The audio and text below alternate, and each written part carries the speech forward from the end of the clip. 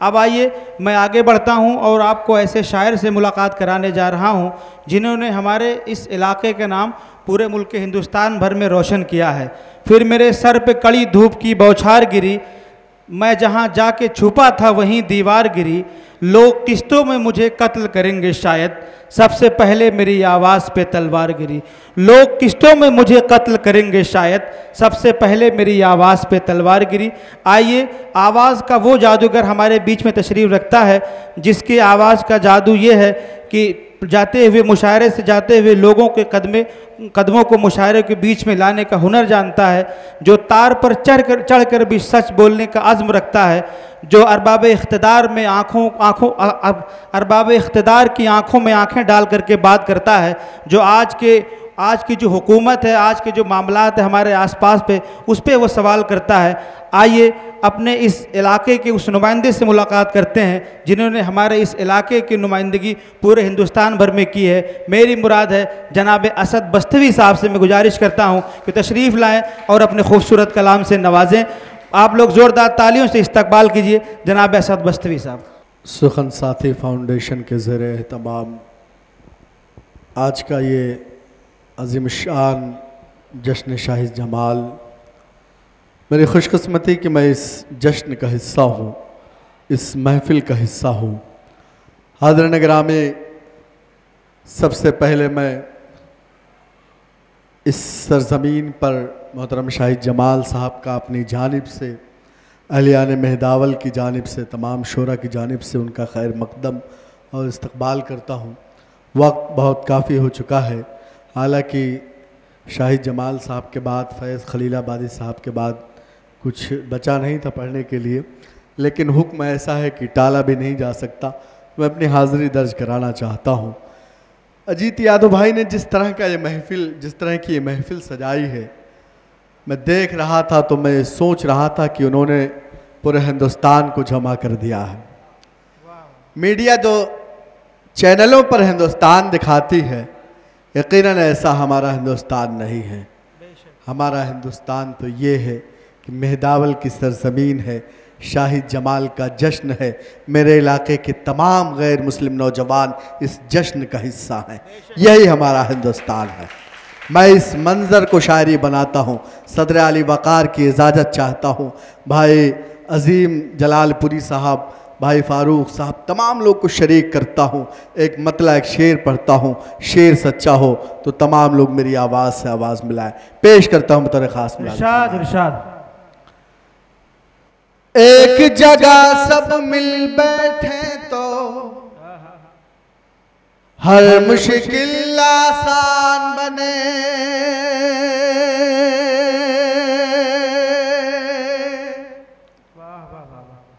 पूरी दुनिया में फिर अपने एक अलग पहचान बने। एक जगह सब मिल बैठे तो हर मुश्किल आसान बने। पूरी दुनिया में फिर अपनी एक अलग पहचान बने। चोट अगर हिंदू को लगे तो दर्द मुसलमानों को हो। चोट अगर हिंदू को लगे तो दर्द मुसलमानों को हो। हम लोगों की ख्वाहिश है कि ऐसा हिंदुस्तान बने। हम लोगों की ख्वाहिश है कि ऐसा हिंदुस्तान। क्या अच्छा पैगाम दिया भाई, वाह वाह वाह वाह। ख्वाहिश है कि ऐसा हिंदुस्तान बने। हमारी ख्वाहिश क्यों है? क्योंकि हमारे नबी ने कहा था कि जिस वतन में रहो उस वतन के वफादार रहो, उसके सरहदों की हिफाजत करो। मेरे नबी ने कहा वतन से मोहब्बत तुम्हारे ईमान का हिस्सा है। मैं 4 मिसरे और पढ़ता हूँ, पेश करता हूँ। बज़ाहिर मजमा बहुत कम है, लेकिन यहाँ बैठा हुआ एक एक शख्स 1,000 शख्स के बराबर है। मेरा ये पैगाम इंशाल्लाह आज के इस मुशायरे में पूरे हिंदुस्तान में पहुँचेगा। पेश करता हूँ बतौर खास। अमन मोहब्बत जिससे फैले करना है बस काम यही।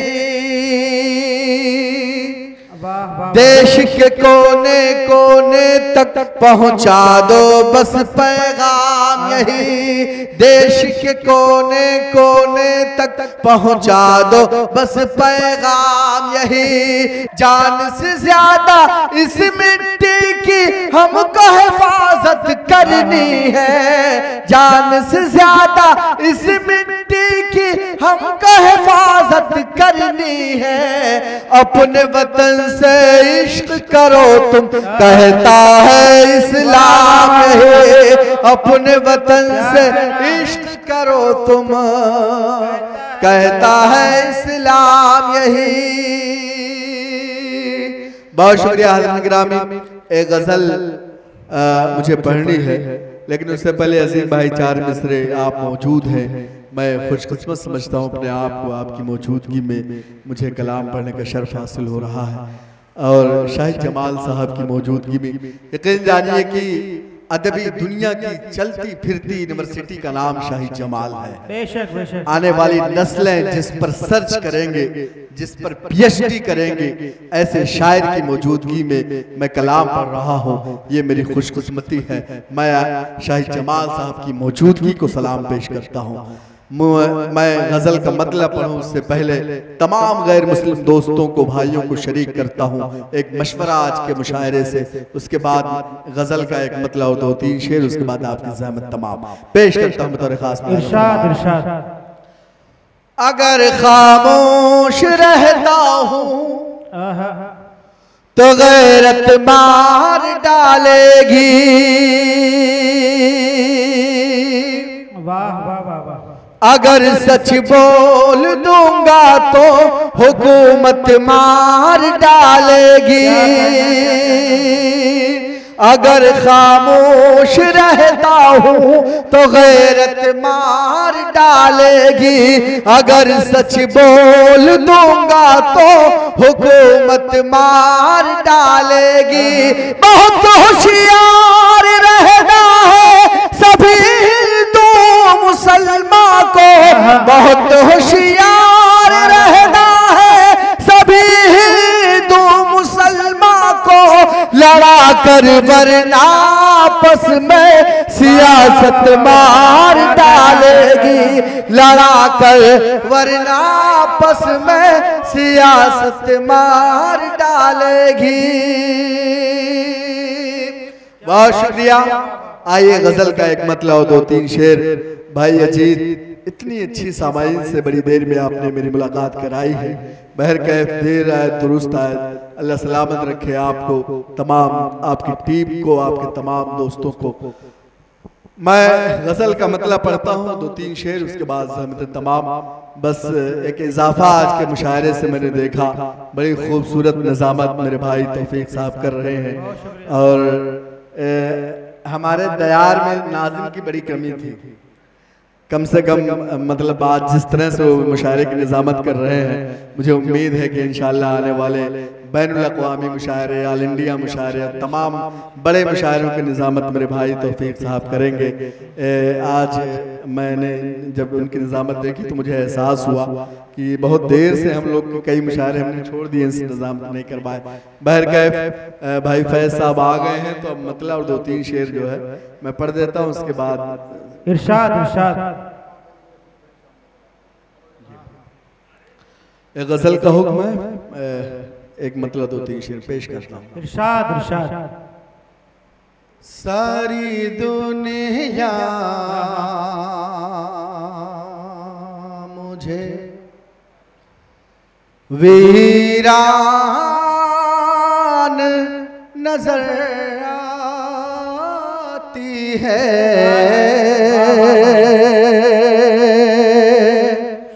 सारी दुनिया मेरी वीरान, सारी दुनिया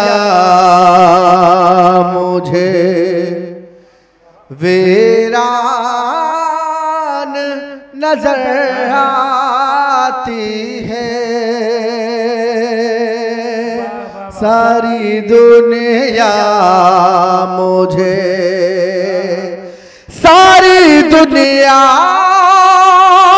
मुझे वीरान नजर आती है, सारी दुनिया मुझे वीरान नजर आती है। माँ मेरी जब भी परेशान नजर आती है, माँ मेरी जब भी परेशान नजर आती है, सारी दुनिया मुझे। और ये शेर भी बतौर खास एक मैं तमाम लोगों से गुजारिश करूंगा, सब लोग अपनी माँ से मोहब्बत करते होंगे। इतनी शानदार गजल असद भाई पढ़ रहे हैं, मैं लोगों से गुजारिश करता हूँ एक बार जुड़ करके सुने और जोरदार तालियों से इस्तकबाल करें, एक एक शेर के साथ सफर करें। बहुत शुक्रिया, अल्लाह सलामत रखे आपको। सारी दुनिया मुझे वीरान नजर आती है, माँ मेरी जब भी परेशान नजर आती है। हाथ जिस दिल से मेरे सर पे रखा है तुमने, हाथ जिस दिल से मेरे सर पे रखा है तुमने, सारी मुश्किल बड़ी आसान नजर आती है, सारी मुश्किल मुझे आसान नजर आती है। वाह वाह वाह वाह। नजर आती है, माँ मेरी जब भी परेशान नजर आती है। बहुत शुक्रिया। आइए मतला और दो तीन शेर जो गजल में पढ़ना चाह रहा था, फैज भाई ने हुक्म दे दिया उस मतले की तो पढ़ दिया मैंने। आइए वो मतला आजिम भाई पेश करता हूँ बतौर खास। इरशाद इरशाद। हम ही अगर न बोले तो जुर्रत करेगा कौन,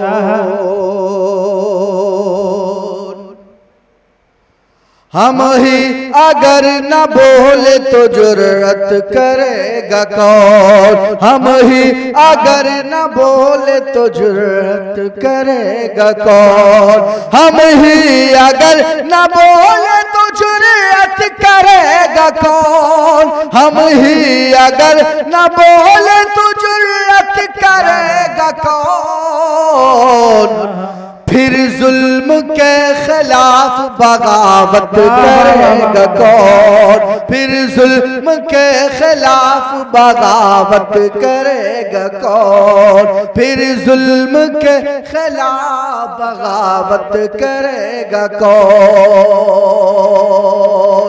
और हर ग्रामी ये शेर भी पढ़ता हूँ बतौर खास, मुलाज़ा फरमाए। इरशाद इरशाद। फिर जुल्म के खिलाफ बगावत करेगा कौन, जहाँ हमने दे दिया तेरी अजमत के वास्ते, जहाँ हमने दे दिया तेरी अजमत के वास्ते, जहाँ हमने दे दिया तेरी अजमत के वास्ते, जहाँ हमने दे दिया तेरी अजमत के वास्ते, इस तरह इस वतन से मोहब्बत करेगा कौन, इस तरह इस तरह इस वतन से मोहब्बत करेगा कौन। और अजीम भाई ये शेर भी बतौर खास मुलाज़ा फरमाए।